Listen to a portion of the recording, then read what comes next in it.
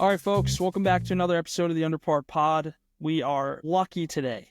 We are joined by a very special guest, a friend of the channel, a friend of the program, some might say. He's appeared on the program many a time. He is a little brother to the two of us, some might say, but he's a much superior golfer than the two of us. Mr. Tommy Dunsire, welcome to the channel, brother. How are you? Gentlemen, good. How are you? Thanks for having me on here. Of course, dude. This is a long time coming for us because I think we have wanted to collab with Tommy and Scotty. We will leave Scotty off this because he does. Scotty. Yeah. Scotty's got the face for Scotty's got the face for radio. Some might say. So we will leave him off. But no, this is exciting, man. How's life treating you? How's the golf game? I know we're shut down now in the winter. But how's the game? Not too much golf other than simulator golf a couple times, but we need to get back on grass here. Have they upgraded to TrackMan over at Medina? Yes, they had. I don't even know what they had last year, but it was not good. Now they have TrackMan, so it's actually accurate, and you can pretty much get accurate yardage and spin rates. So it's nice. See, I'd be in there all day, every day. What are you up to? I mean, you I work in the grind. city. It's not that easy. Then you got to go in traffic. Yeah. But Oh, no, God, the this weekends I'll get there. Weekends I get there. Weekdays are tough, although I get out there in the summers and the weekdays, so I probably shouldn't say that. Yeah, don't make the excuse in the wintertime. We're all making excuses. I'm moving furniture in my house, and now it takes up the simulator in the garage. When literally all I have to do is remove. You got the one furniture. in your garage, yeah. Yeah, Not too bad. It's I just just haven't as gotten easy. the invite yet. Yeah, it's been shut down. We've been the bag room has been closed Really? for 8 months, man. We've just been on moving things around the house, rearranging rooms. You know, it is what it is. That's the life we live. So we get into practice when we can. So, but I think honestly, let's just get started and kind of get a little history on Tommy. Let the people know, you know, what he's been through, what he's gone through, college wise, professional ranks, and just kind of let's hear all about it. So, Tommy, what was the kick point when you were playing in high school, and you're like, where was that moment that hit you that you were like, all right, I think I could do this. I think I could go on to the collegiate level and take this thing to new heights. I mean, I would say I joined TPS probably at the end of middle school, maybe beginning of high school. I don't even know. But I think when my brother started looking at colleges and then started playing college golf, I'm like, oh, if I can beat him, I can play. So the answer I was looking for, by the way. Good. I would say throughout like TPS and kind of just playing like IJGAs and stuff like that, then MAJGTs and AJGAs. But I think high school, I wasn't really like that good. Like I had the talent, I just like couldn't shoot a score to save my life. So Sounds I would familiar. say like junior, senior year is kind of when I was definitely looking, and then senior I was kind of like a late bloomer and finally found a spot on a team. You know, achieved my goal of playing on a Division I team, and then kind of just everything kind of started going up from there. So, Tommy, do I remember correctly? Did you play in the Callaway Junior Worlds, or was it something similar, like a Junior Yeah, it World was of something some sort? similar. I don't even know what it was. I think partner told me to play in it. It was in California. It wasn't the same one you're thinking about. I forget exactly what it was, but something with the Callaway sponsorship out there. I would say that's probably when I definitely a notable tournament in my junior career. I think I shot 67 or 66 out Yeah, I there. remember that was And like the first time you went deep, and it was like, okay, like this is what he needed to get through. Forgot about that one. Yeah. I don't Yeah. forget. Never forget. I was like what, 15, 16? But yeah, That's crazy. yeah, that was definitely one where I was like, oh, I actually can go low. And then I started to get closer and closer to under par. Boy. Oh, shameless plug. Love it. Love it. Love it. Yeah, and that's about the time. I mean, Tommy, that's probably the time you and I met, because around that You age, were out I of would Medina? assume, out of Medina. And for the folks at home, Tommy was the scrawny little guy that you'd bring out, and you'd think like, oh yeah, he's the little brother to this guy, and before you know it, you look at the scorecards at the end of the day, and you're getting we can curse on you. You're getting your ass handed to you by a 15-year-old. It's All right, no cool. fun, especially when you think you've got it together, but you realize you don't. But I think, you know, let's talk about the club and kind of growing up at a place like Medina, which is, you know, a facility that even the non-golfer knows the club and knows what it means to the state of Illinois, around the suburbs of Chicago. I mean, we're so fascinated by the tournaments that have been held there. What was it like growing up there and just kind of the ability to get, all that practice in?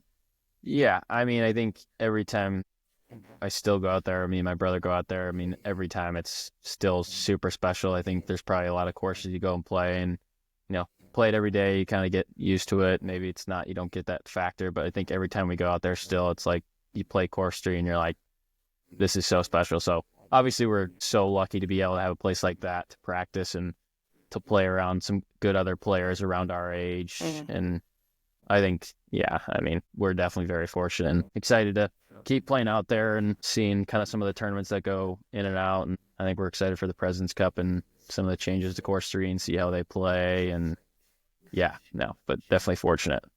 How have the changes to course 3 treated you? Have you gone low out there yet?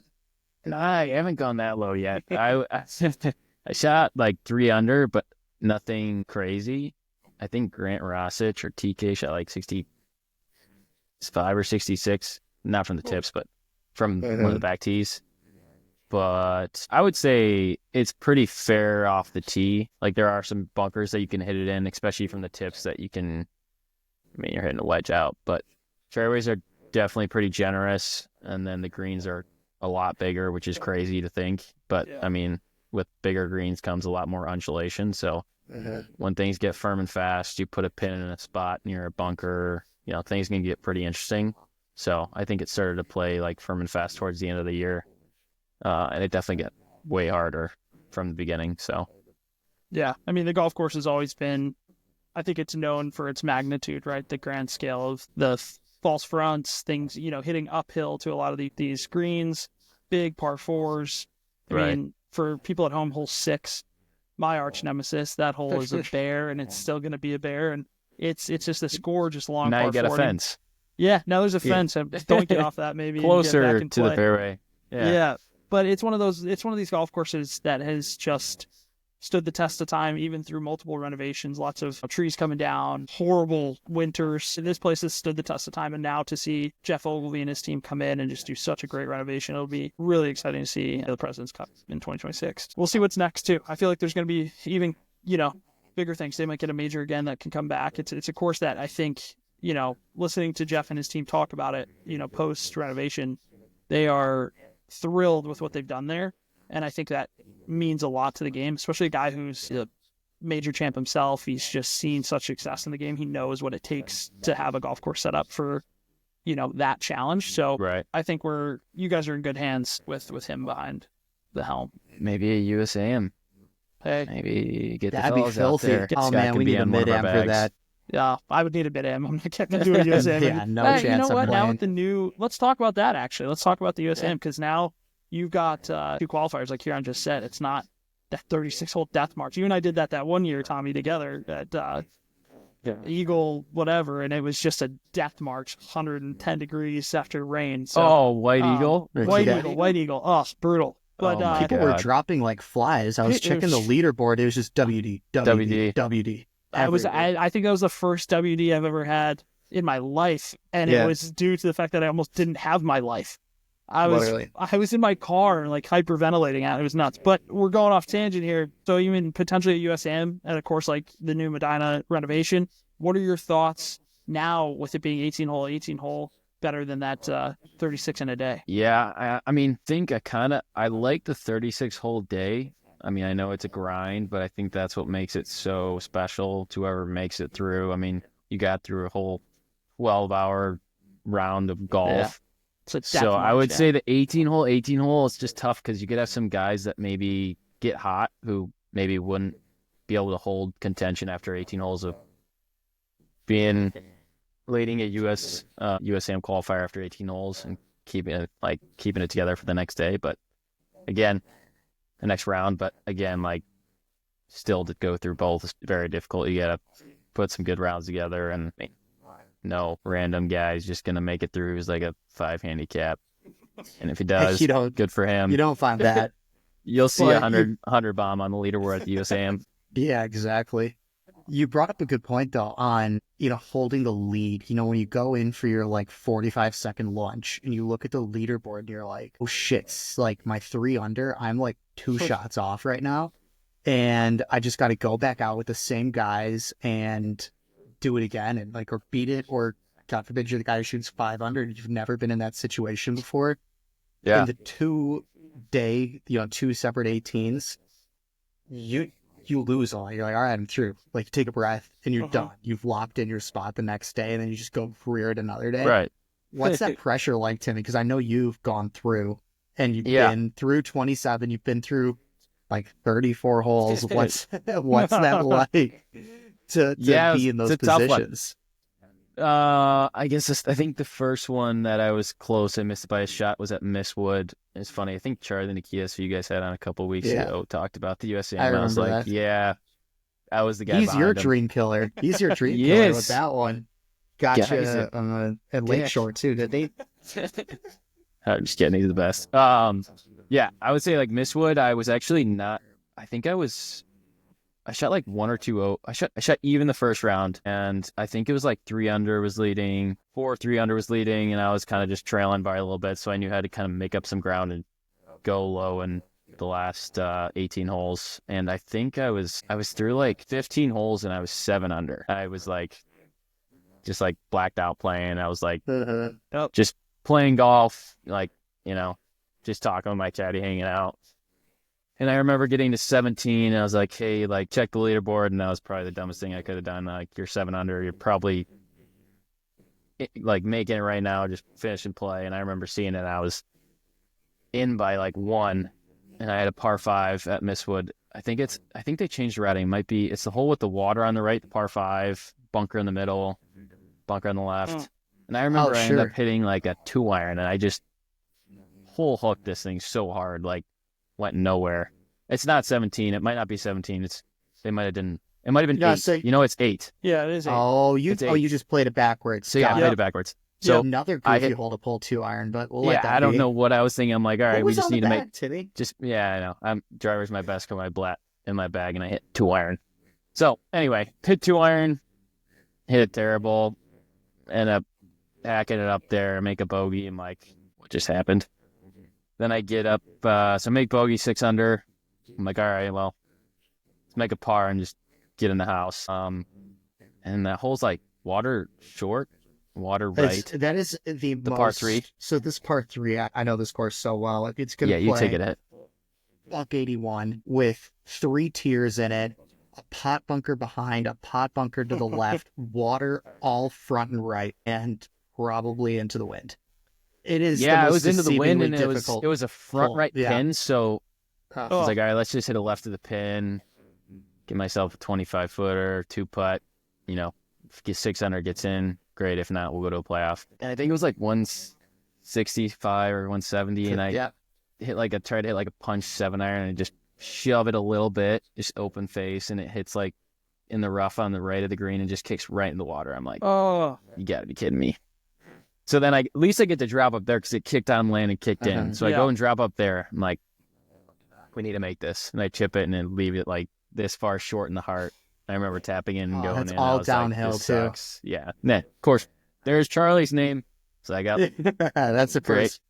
Brutal. No, but it was, it was a tough one. And then the other year, I think I was 3 under, like leading, going to the next 18, and I shot like, again, 5 under, missed it by 1 to a playoff for alternate spot, and never ended up getting it. But yeah, those are definitely grinds. But the full circle moment on that is that's the story Charlie gave us on our first guest coming in, where he had his mom on the bag. He holes out on his 11th hole. He has the I think I remember round of his life. Actually.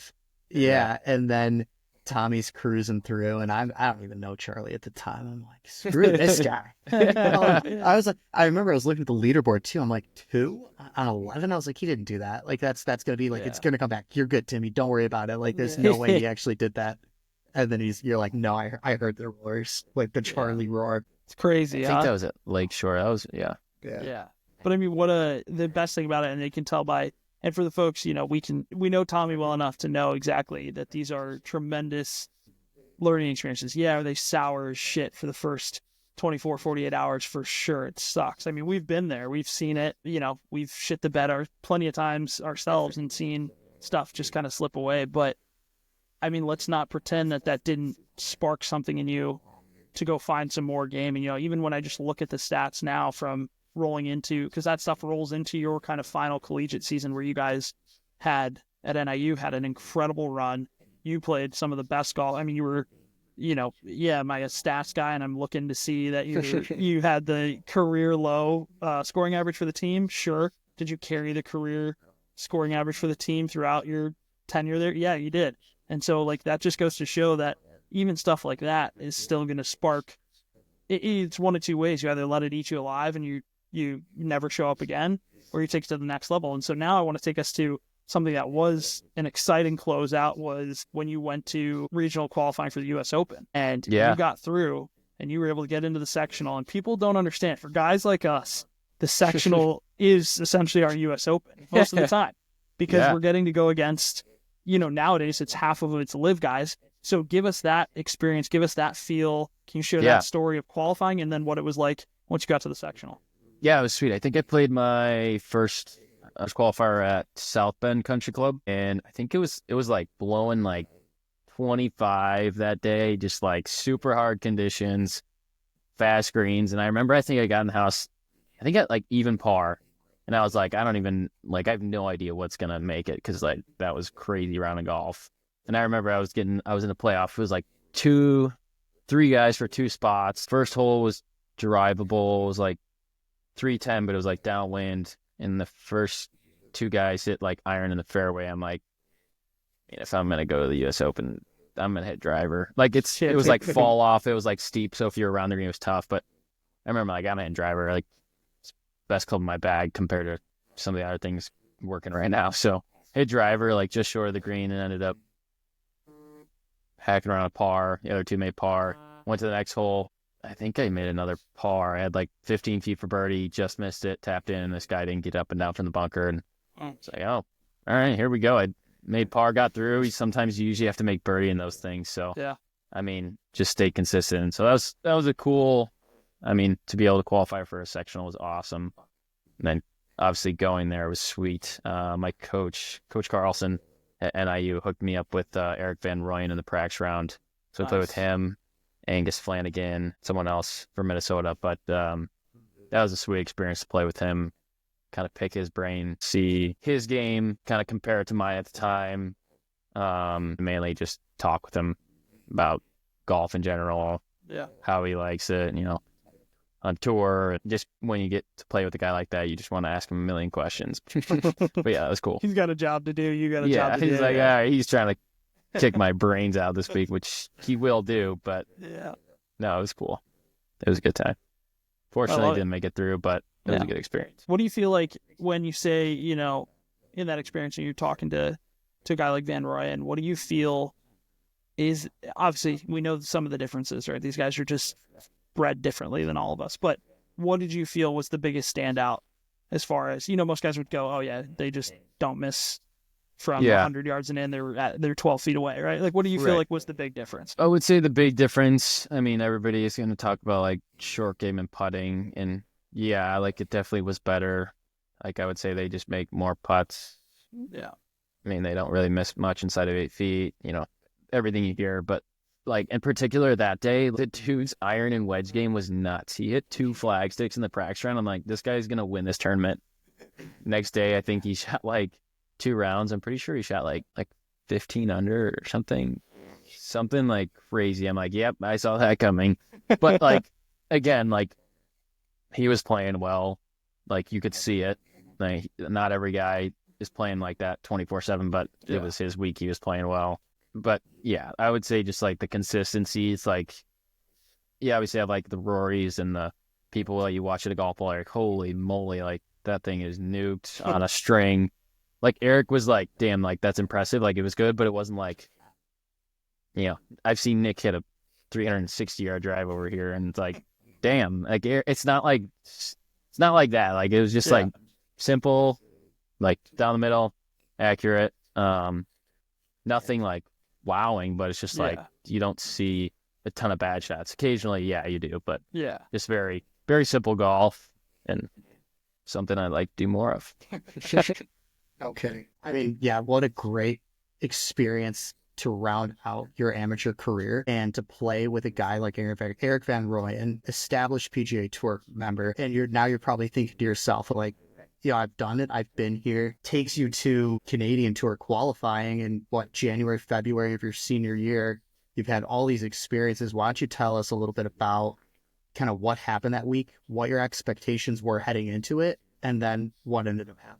Yeah. I mean, coming out of like a winter in DeKalb, you're just grinding in the sims. I knew it was going to be like, obviously it was my 5th year, so my COVID year, and I knew I wanted to give just PGA Tour Q School or Canada a try. I was like, I had a successful last couple of years. Might as well, like, let's just give this thing a run, see how it is, and just see where it takes me. So decided to sign up for Q School for Canada, and I played in February, like you were saying. And I felt like I was down in Florida for a month before just to get ready for it. So it was nice to be outside. But prior to that, just obviously banging balls in the Sims. But yeah, getting there, kind of just had like not a ton of expectation really, just because I hadn't played in many tournaments before that, like the last, months leading up to that.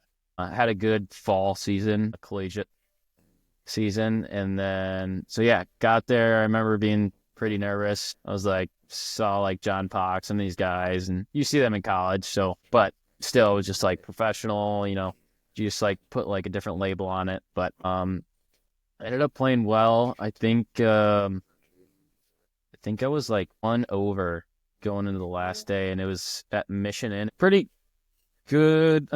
Like pretty tight golf course, which kind of suited me. Not like crazy long modulation, but I was like 1 over after 3 rounds and going the last day. And I think I was like 20. I was like probably like top like 35 maybe.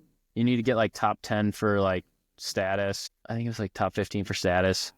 And I remember I was like couple over going to the last 9, and I needed to shoot like 4 or 5 under in the last 9 holes of the tournament to like have a chance at getting status. And I remember making the turn. I'm like, all right, well, like I'm either just going to play with like some balls and just go for it, or just like we're walking in. So I remember like hole 1 was my 10th hole of the day, some par 5. I ended up like hitting the green in 2. I had like a 50-footer, and I just like canned it. And I'm like, all right, here we go. So I was like, all right, that helped. Floodgates are open. So just like something that went my way, that I just got like a boost of like energy, and I was like, we're going to do this. And I remember I finished up the 9, and I shot 5 under in the back 9, and ended up looking at the leaderboard, and I think I was like T12 or something. So I ended up getting like conditional status for the first half of the season. I was like right on the border. So like some weeks I didn't know if I was going to get in, ended up getting in. But yeah, it was a sweet way. I remember after the round, I was just like, holy shit. You're like, I guess I I actually got got it. It's like I went from like, like let's give this thing a try, like professional golf, see what it's about. Kind of didn't have like much expectation. And then it's like, holy shit, we actually like, we did it. Yeah. So it was pretty good feeling after like going to like smaller school, mid-American school, and like not really being that good in the beginning, and then kind of just building a career throughout, the last 5 years. And then all of a sudden it's like, all right, let's try it. And ended up getting it. So I was like, all right, here we go. Yeah, exactly. Not too many guys can say, literally not even management majors can be like, all right, I got my job locked down in February. Like, I know what I'm doing. After that too, you had to be so, I was living with you. It's probably why you played so well. You were so living with me. What do you focused. mean? I wasn't even there. Yeah, I know, because you were at the course all so much. So it's like, that had to change your mindset. And then you guys end up doing such an incredible spring run after that. So you come back, you had a couple guys down there with you. The NIU golf team was just locked in from there. Sure. Who did you guys play with? You made it to the regionals of NCAAs, which is the furthest NIU has been in 20 years? 48, I think. Yeah, who's counting? I don't know. Who's counting? I don't know who's counting. Yeah, exactly. We'll triple it at, why don't we? Who did you play with in that region? It was like big names, right? Yeah, we played with Georgia Tech. Georgia Tech's where that gigantic kid, Christian. right? Yeah. Oh, yeah. French, I think. Yeah. No, Yeah. whoever He that was a is, big- they Oh, won no, the- sorry, South African. South African. Yeah, they had a big team. I think 2 kids were like over 6'5". I didn't play with. I played with Hiroshi Tai, who ended up winning the USAM, but the kid behind me, I mean, I would look back and he'd be hitting at 365, 360. Fairways were firm, Yeah. but I was like, that's a little ridiculous. That's so cool. That was really cool to see how you guys did there. And now, I mean, yeah, we'll take it through Canada. You got your job. You're starting to travel around. Who was your crew that you were traveling with, and what was that like? I kind of was just like looking to see who got status, and I knew Nick Tenuta and Charlie Nikitas. Nick had status, and then Charlie was doing kind of some of the Mondays that I was planning on doing, depending on if I was going to get it or not. So I was traveling with Charlie in the beginning, and then kind of Nick, just like depending on the week. But those two mainly, and then kind of some host housing kind of towards the end. But yeah, it was a good crew to travel with, that was for sure. And so, I mean, you started as far west as you could get, right? You kind of worked your way back east a little bit. Yeah. Did you drive out there? Are you renting cars? What's that? Where are you staying? Like host houses? How does that all work? Well, so we flew to Seattle, and I think you talked about this last time with Charlie. We heard Charlie about Seattle. They picked up We a know about girl. Seattle. Charlie picked up a girl, and then we went on a ferry. And then we went from the ferry to British Columbia for the first event, and then we stayed in an Airbnb that week in British Columbia. So Paper thin walls, I heard. yeah, trust me. And then we after that we flew to Edmonton. Edmonton was the third event, but I think me and Charlie, we got a car. Or no, actually I drove by myself from Edmonton to Saskatchewan, which is about 8 hours. If you ever want to see nothing for 8 hours, you can go do that drive. First event as a pro, driving 8 hours. It was a tough That's one. incredible.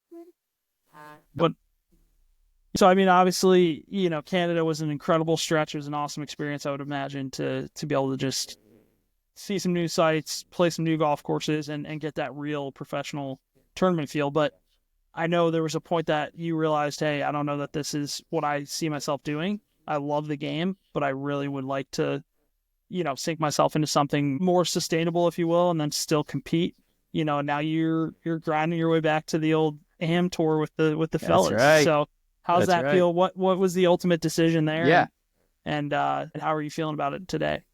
Yeah, no, it was good. I would say definitely the whole professional golf thing, I was still really new. Everything was really cool in the beginning, and then I was just missing some cuts. I was like, this is not so cool.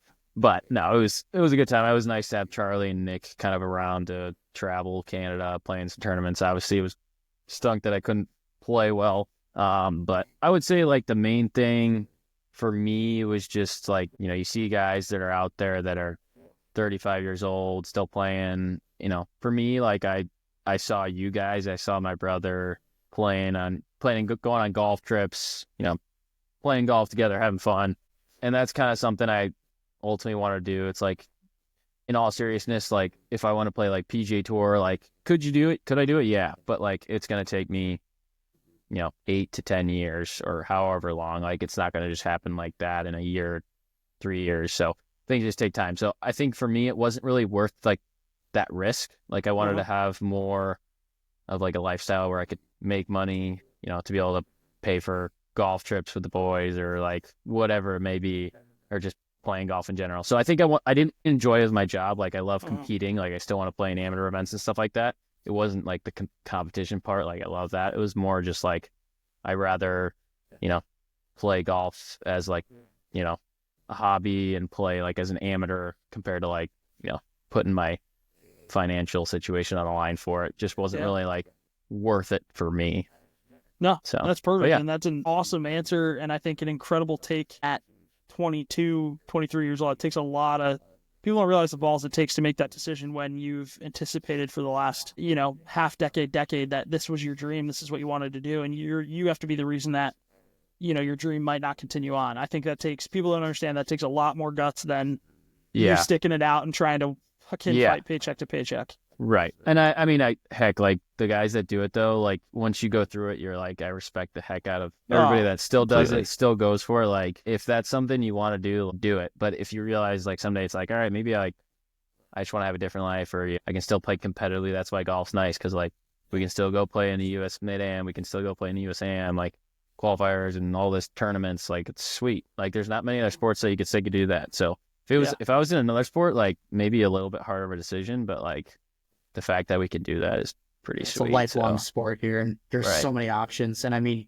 gosh, your first year back, you hit Shadow Creek, hit Big Cedar Lodge, playing back home at Medina. You still get access to the farm every once in a while to play with the boys in college. It's still pretty good over here. Hey, yeah, no, it doesn't suck. I definitely, no- they're definitely very fortunate. I mean, yeah, we've had so many sweet golf trips and stuff like that we've gone on. And to have Carlson to let us come out to Rich Harvest is awesome. Place is so much fun. Even to go out and play with the guys that are still on the team is a good time.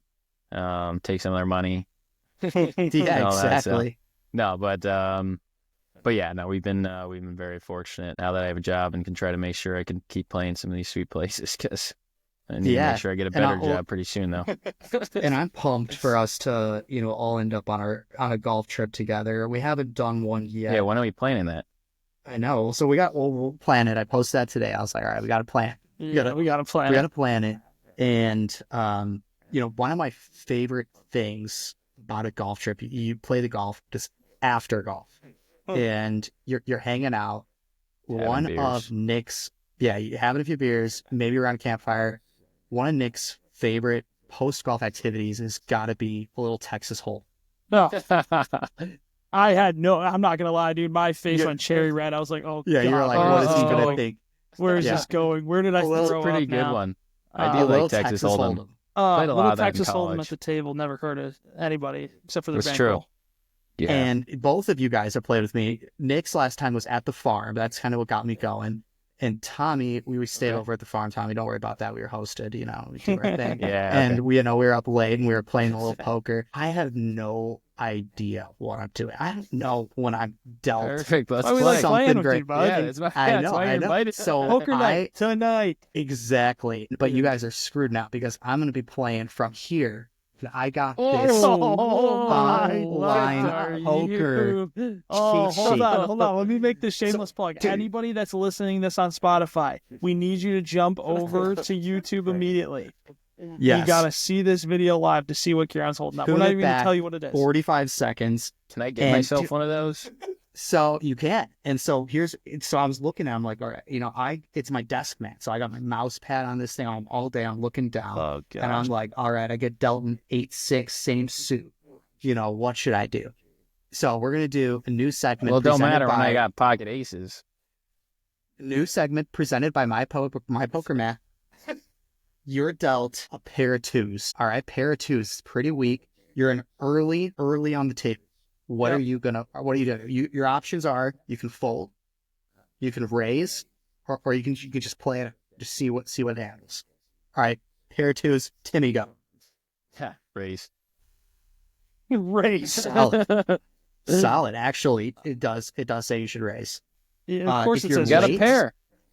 If it's late, it says chill out. You know what I would do? All in. I'd be like, these things match. These things match. So I got- They go 2 and 2. Now, I like. crazy one. This one gets me because if you are an offsuit queen jack and it's early, what are you guys doing? Meaning you're the first person to make a decision. You're either going to play, raise, or fold. I mean, Offsuit queen. Yeah, jack. if I have just- an offsuit queen jack, I'm checking to the next guy. Depends how I'm feeling. Yeah, this is all. This is all. How this much money is situational. in my stack? This is all. So this is just all purely. 'Cause if I have a stats, and lot, this is then what I'm throwing it's a supposed couple. to take the emotion out of. Yeah, this is all playing statistics. it, and this is Yeah. just how you're supposed to play it. It's Yeah, I should saying probably do that. if you're early, you just let it ride. If you're late and anyone raises, fold. That it's not one play. Offsuit. What? means- offsuit. Well, the issue is that the only thing you're shooting for is two things. You're hoping that you flip Jack, Queen, or Mhm. you're hoping you flip 8, 9, 10. Like you got to get a straight. You're Exactly. hoping for a straight. You're never gonna get a your high flush. straight. Yeah, that's all you're shooting for. So you don't have pairs. You're not suiting anything up. You're waiting for pairs to come up. You need 2 out of Exactly. 5 cards guaranteed when you really actually need 3 out of the 5. Think about your odds there. It's horrible. Your Yeah. twos, Timmy, that you just went I didn't all in think about on, that. are going to win on if all of us we all have single cards.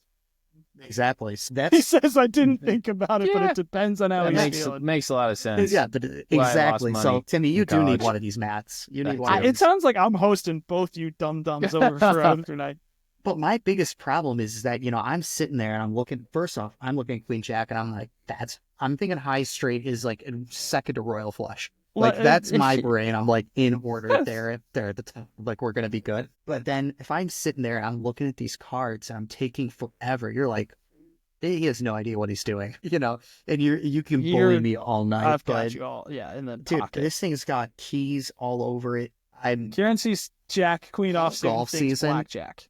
Exactly. Dude, I'm pumped. Give me that 20. So, Double down. yeah, you guys are in for a big storm come, what do we call it? Trip season. And we get Trip the season. Texas Yeah. Hold'em. Yeah. I'm pumped. I love I'm it. in. I love it. What a Time and place. crazy tangent to go on, but it brought us full circle back to where we need to Yeah. be. Enjoying golf for what it is. We talked about it last week with Drew Stoltz. We're guys that are ready to just enjoy life again, drink a few pops, play some golf, throw some tunes on, smoke a stogie, and play cards at the end of the night. There's nothing better. That's a perfect day in my eyes. And I think a lot of people would agree. So, Tommy, this has been awesome, man. We appreciate you taking the time. We're excited for everything you got going on in your life, and we got a lot of good golf ahead of us this summer. Can't wait to do it. Yeah, thanks for having me on here. Ready for some under par scores here and take your money on the Texas Hold'em table. Nah. All right, you take them Balance on the the table. books I'll then. take them on the golf course. Yeah, fuck you guys, man. Yeah. Game on. Game on. All right, folks. We'll see you next All right, week. gentlemen. Cheers.